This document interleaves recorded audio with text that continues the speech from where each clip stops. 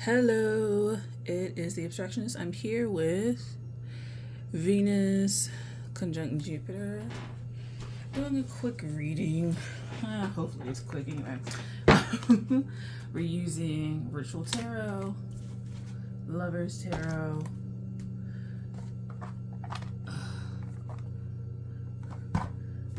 Astral Alignment deck. So, kind of like the first time I'm using the Ritual Tarot and the Astral Alignment. Let's see. So, Venus, Jupiter, conjunction. What is it bringing up for us?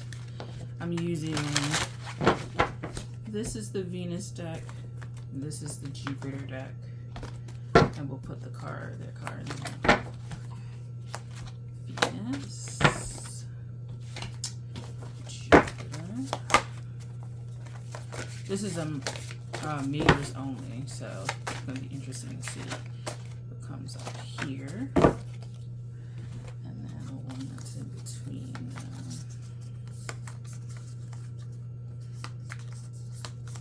No, I actually like that one.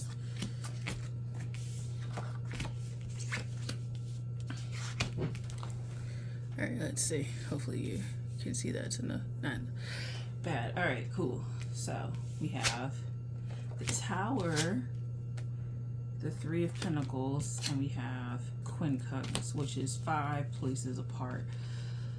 So this may be bringing up issues of worth, self-value, making sure that you are on it. With the Tower, it could be changes to money, it could be changes to your perceived value. It could be changes to what you consider to be valuable, what you consider to be valued, what should be valued overall in your life, and perhaps opinions about outside of your immediate life, you know, like different people and stuff like that, places, things. There could be just a shakeup in that. You could be introduced to things which you have to invest money in. It may be this issue of, is it worth the investment? Is it worth going forward with? Is it worth investing in long term? It could be something that comes out of left field when it comes to money. It could be something like that. It could also be just what you consider beautiful changes.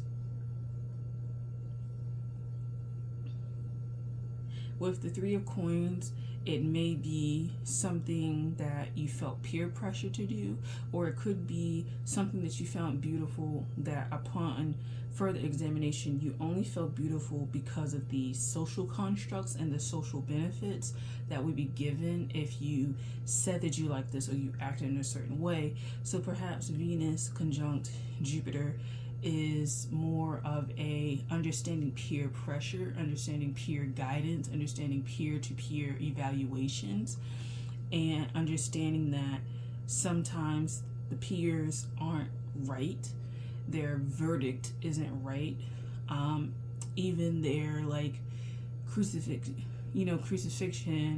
or speculation, guesses, hunches are wrong about certain things. There is a bit of an energy of like witch trials and kind of clearing through certain things, but it's based in like biases, rooted in ideals about other people that, should you go along with them, are long-term beneficial. So it could be people who are very much wrapped in sustaining their own life, their own self, stuff like that, their own image, and that may be detrimental to other people as they make their way on a social ascent, and it may just end up being something that has to be dealt with at a later date. You could be doing psychological work around bullying, around growing up in cliques, growing up and finding yourself within a certain clique and wanting to leave, without a clique at all, outside looking in. Issues like that could be coming up, and there is a desire or a need to radically kind of shift that because it could be holding you back. So uprooting this is more of the Tower, because it doesn't benefit you anymore, because it's quite a low pinnacle. Doesn't really benefit you anymore to keep it, and so it's more beneficial to uproot it and move forward. But it will cause some discord and stuff like that, because it could be very rooted in who you are but not necessarily as fruitful, right? It's like an identity that's holding you back, as an identity that really hasn't done much for you. And when you uproot it, you may find, looking at this card, even though this is the 3 and I just said it's a low 3, you could then also find people who have value and that you can get together with and move forward with. So it's kind of like the 3 of coins is acting like kind of like double. It's a low number, meaning that the people that you're moving away from don't really have much, and it could be uprooted with a bit of work. You may think that it's so deeply ingrained that you can't change it, but it's not so much, because it's an identity that you wanted to get rid of anyway. And so uprooting it feels like a shock, but it's the shock of, oh, that was like easier than I thought, or was more beneficial than you thought. And then you kind of get introduced to people who are the shit. So I think will bring up issues with the Tower card, which could be representative. Sometimes they say Mars, sometimes they say Pluto. It's probably something going on with there. I do feel like this conjunction is like the beginning of some major energy shifts, right? Pisces is going to be holding Saturn for 3 years, or beginning to hold Saturn for like a little bit before it goes retrograde, and then Pluto is going to Aquarius, and that'll be like something because that'll be about 20-ish years, right? So I think that these are the beginnings of shifts. I think these two energies, Venus and Jupiter, are to ease us in, because they're not necessarily personal planets like Saturn and Pluto. They're not personal planets either. And so this energy is a little perhaps gentler than that Saturnian Plutonian energy that is to come, those shifts that are to come.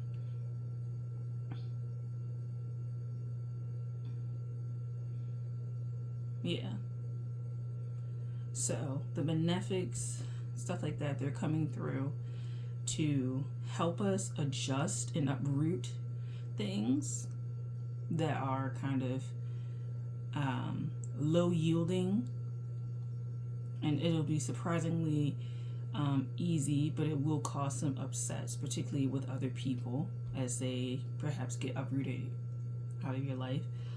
But it is clearing the path for what is to come with Saturn and what is to come with Pluto. So I would say work on that, work on identity shifts, work on what you find low yielding, switch it out for high yielding, and watch those shifts happen.